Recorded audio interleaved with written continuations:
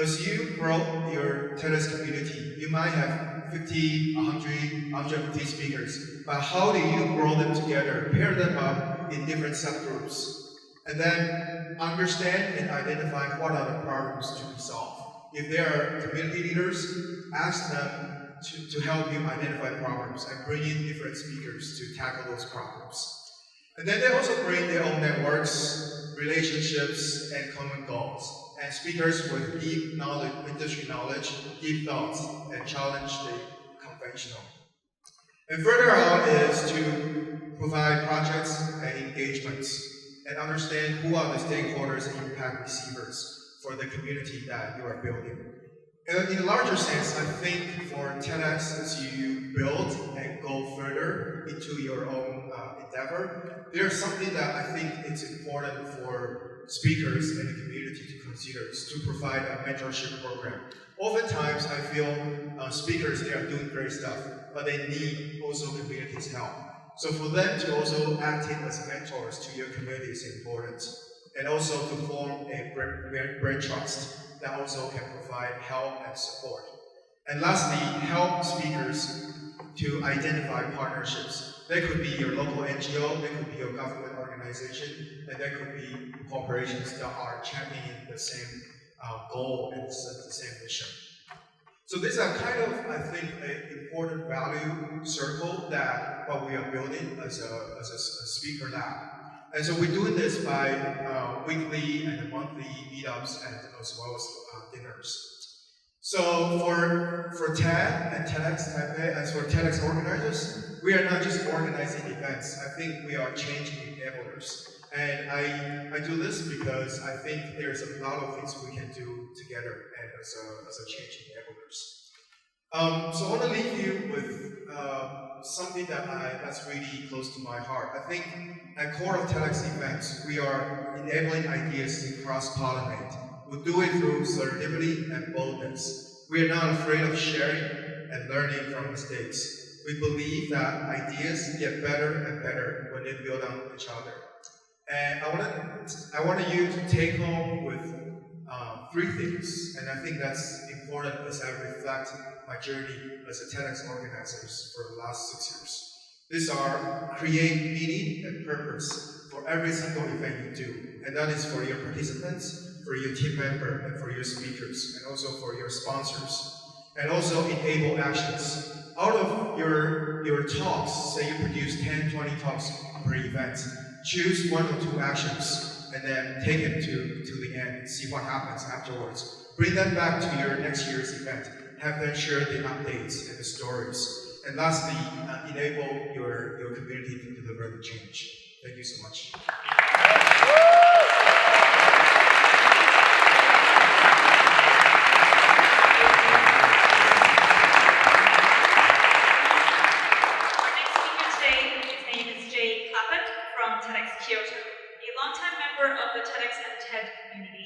Here to talk about how he built a team of multilingual speakers and held an event in multiple languages. It sounds very difficult. Please welcome Jay. Hi. Well, thank you. Actually, you make it sound like I'm doing an event at the United Nations, which I'm not. So, building a team and community around multiple languages. For us at TEDx Kyoto, it's really primarily 2 languages, at least for now. But our goal is eventually to have 3 or 4 or who knows how many. And obviously I'm not a linguistics expert. I'm not going to try and tell you how to do this in your own country because every language and every culture and every context is different, but I would like to share with you a few lessons that we've learned from our event. So first of all, I'm in Kyoto, Japan. Our first event was in 2012, and Japan is sometimes described by people as insular. Sometimes Japanese people are thought of not to be great English speakers or not the best presenters in any language. So this is one of the constraints we work with. And in Kyoto, it's sometimes even more difficult because Kyoto is the ancient capital of Japan.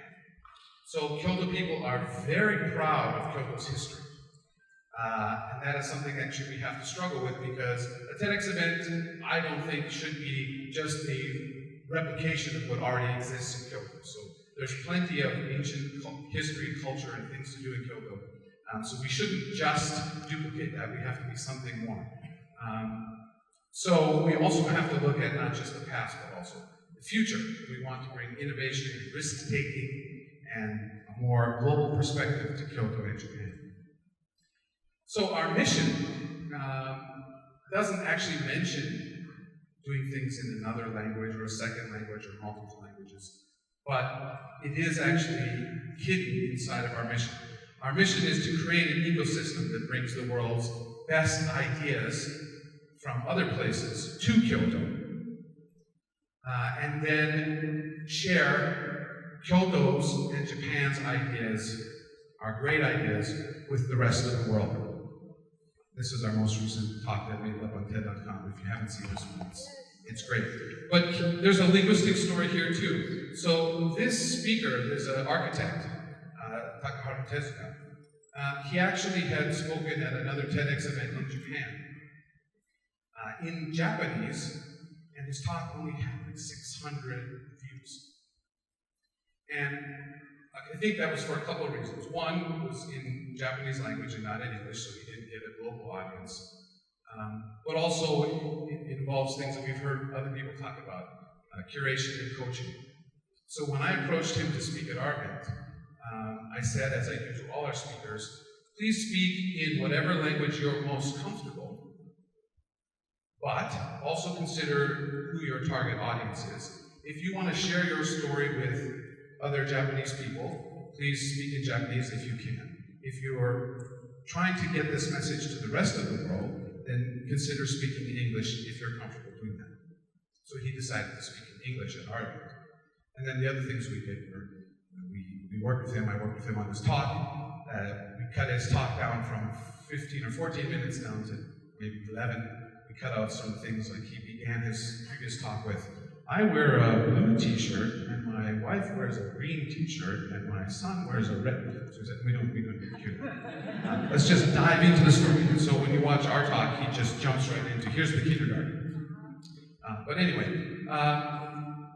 that's our mission. And then the last element is to be Kyoto's leading idea-centered platform to inspire innovation, promote creativity, and foster global understanding. So this foster global understanding is also linked to languages. So how do we do it? First of all, as I said, it's an idea exchange, ideas in and ideas out from Kyoto and Japan, with a linguistic and cultural mix, which means not just different languages, but also approaching things in different ways. And then, of course, diversity is key. Diversity of people, diversity of participants, diversity of speakers, diversity of our team. Our first event, we managed to have about 20% of our audience was non-Japanese from 17 different countries. And that's sort of an unofficial target we have, keep it to about a quarter of our participants. The next year we moved to a much bigger hall, which presented the challenge to, can we find this many foreigners in Kyoto? But we were able to do it. Our next event was called Joe Haku, which doesn't really translate into English, so we just used the Japanese name. We had a bigger audience, we also got better at doing graphics, you can see. So we had still about 20% of our audience non-Japanese, and this is not necessarily linguistics, but also we always are trying to curate an audience that's about 50-50 men and women. We have these two sort of guidelines. 50-50 for some things, 50-50 men and women, 50-50, we try to have about half of our talks in English and half of our talks in Japanese, and then also thirds. So about half of our speakers tend to be women and half men, and then the thirds are Kyoto, Japan, and the world. Speakers from Japan, speakers from Kyoto, and speakers from outside. This presents challenges. Multilingual event means often double the work. Twice as many. Sometimes you need to translate slides, translate props. This is when Cesar spoke, we set up bilingual slides for him and props on stage. Simultaneous interpretation is expensive. You have to have equipment, headsets, translators. You have to get scripts in advance so that the translators can look at those scripts. You have to decide if you want to have professional or volunteer translators. We use volunteers. We charge an optional fee for the headsets, and we do this for a couple of reasons. One, it's expensive. It costs about $10 per person to rent the headsets for the event. But also, we actually want to discourage people from using them, because if they are good enough to understand most of what's being said, it's actually better not to use the headsets. You want to get it directly from the speaker. So as you can see in that photo, some people are using it. Translation, everything we do, Facebook, Twitter, our website, our ticketing site, everything is bilingual. And we often have this message, English follows Japanese. So the first information is in Japanese, and then it's all repeated in English. Of course, program, email communication with speakers, everything has to be done. It takes twice as much writing to do everything. And then code switching. The way we manage our team, that's our youngest team member right there.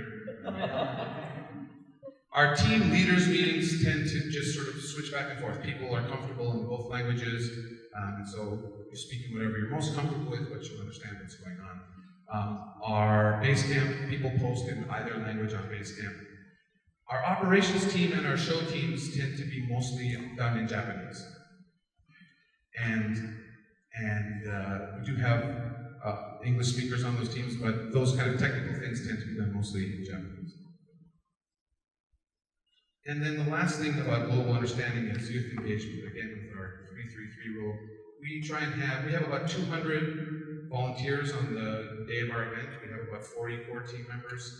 Our core team activities tend to be more professional team members, but we do have students. But for our volunteers, we try to have about 1/3 high school students, 1/3 university students, and 1/3 professionals, because we want to foster future leaders, future TEDx organizers, and also kids are really enthusiastic and interested in learning about languages and learning about the world.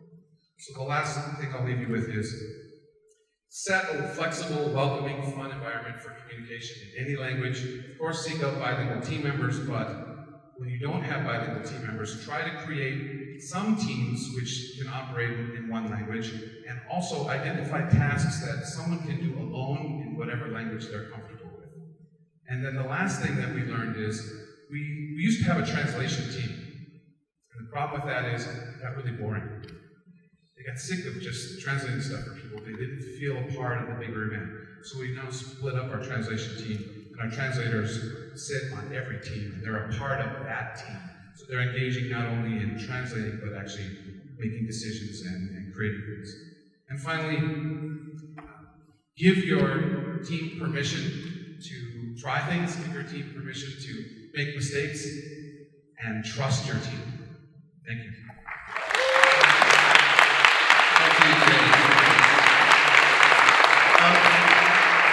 Are there any questions for Jay? No? All right. So my name is Richard. I'm also one of the organizers. Thank you. So this is sort of an unplanned thing. I just wanted to sort of introduce this little gadget that looks like something from a science fiction movie that's at any time to explode. I'll just bring it up on the stage. It's basically a 360 degrees video. So right now, we've got 360 degrees sort of environment that we're filming. We're going to put some of that later on the Facebook page and stuff like that. Ender from HyperLab over here is the guy that owns this piece of equipment. And during the break or during lunchtime, either me or Ender and sort of some other people, we can show you an example of one of the talks that we did from a different event, not a TEDx event. But it's really mind-blowing. I think it's just one of the coolest things ever. So with that, and going back to what Jay was saying about the translation and things like that, the next one is to show a video on the translation team. Yeah? Can we go to the next slide?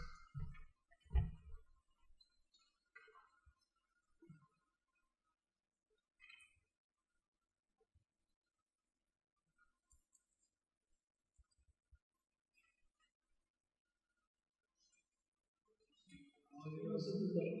Your local speakers can talk to audiences they would never have imagined otherwise. Many organizers choose to host events in English precisely with the goal of reaching the worldwide English-speaking audience and probably don't think subtitles are important for their talks. Here are a few good reasons to keep in mind for providing subtitles for your TEDx videos. Subtitles in original language of the talk make that talk available for the deaf and hard of hearing audiences, but they also make it possible for anyone to watch the talks without sound, for example, on public transport. Once transcribed, the talks are indexed in Google and easier to search for. Finally, original language transcripts are a basis for translating the talk into other languages.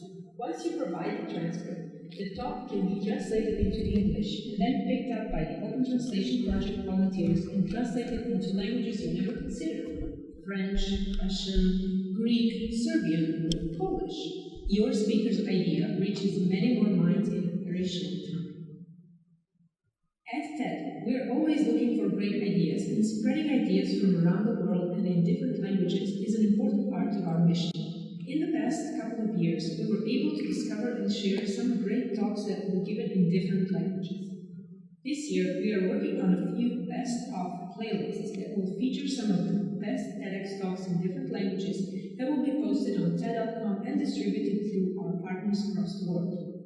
Earlier this year, we were able to finalize our very first TED-curated Spanish language playlist for distribution. It contains 10 great talks from a very successful event, TEDx Rio de la Plata, which took place in October 2014. Our hope is to produce several such playlists with talks in different languages, starting with Korean, Japanese, and Chinese. Now, how to translate talks in English and other languages? You can create a translation team that will lead this effort. Invite the local O2P volunteers to join your team or collaborate with them online. Contact a local language school and invite students to transcribe and translate your talks for school credit. Or organize a transcription or translation marathon, a one-day event where people come together only to work on talks and have fun in the process. Visit the O2P group on TEDx Hub for more information. Share your experiences and learn from the best practices of other TEDx teams in the world. You can also find many useful guidelines, tools, and resources for subtitling in other places. Translation starts with original language transcript, and this part can be done by anyone who speaks the same language as the speaker. You now have an opportunity to invite your local audience to participate and subtitle talks they hear and see at your events. We have prepared a short video that you can play at your event, share through your website and social media. Changing the world starts with an idea. TEDx is about bringing together people to spread great ideas. If you're inspired by any of the talks today, you can amplify these ideas by doing one simple thing: transcribing. By producing a written record of the talk, you are making it available to be translated into different languages, easily discoverable online, and accessible to the deaf and hard of hearing. It's that easy. You don't have to speak another language, and you can do it from just about anywhere. Love an idea? Join a global community of transcribers and translators and share it with the world. To learn more, visit www.ted.com/transcribe.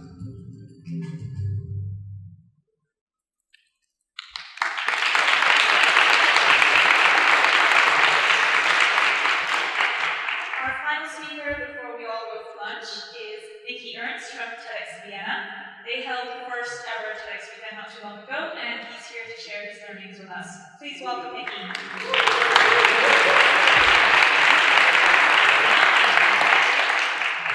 Last autumn, I had a bit of time, so I called Jay and said, "Can I come to New York and help you with some things? Are you starting some words or something I can do?" And he said, "Well, there's this organizing meetups, and can you help us with coming up with frameworks for this organizing meeting?" So I had this idea of the TEDx weekend, and together we baked out the TEDx weekend idea, the formula, how this is put together. But actually what we did was we created a pizza dough cookbook, and what you guys are doing, what Dave was doing here, and what we started again was popping on that pizza dough, which makes it delicious and exciting for people like you. So I'm actually now what's happening with this concept of a TEDx weekend. And I would like to share with you what we started in Vienna a few weeks ago. So from June 12 to 14, we invited all the TEDx organizers to come to Vienna to spend 3 days in the city. We had 317 organizers from 280 TEDx events, 5 continents, 44 countries. We we opened the weekend with the TEDx Singapore event, and if you ask me to do or give some feedback and experience how not to do a TEDx Singapore event, I'm there and break up. Because I did a lot of experience in how not to do or what not to do at a TEDx Singapore event. One example is starting time. I had 2 different starting time information on website and Facebook. That's not a good one of those. What was a good idea is I thought it was a good idea, and I had this feedback. I invited all the TEDx organizers to guest host and introduce speakers. So we had 8 guest hosts. This is someone from TEDx Baltimore who asked the Vienna audience, "Willst du mich heiraten?" which means, "You want to marry me?" Who responded. But it was fun. And on Saturday we had workshops and city tours. So we did 10 topics on workshops and 10 topics on the city tours, where we all met and went through the city and through the things that are important for pulling together TEDx, like what you were having this afternoon.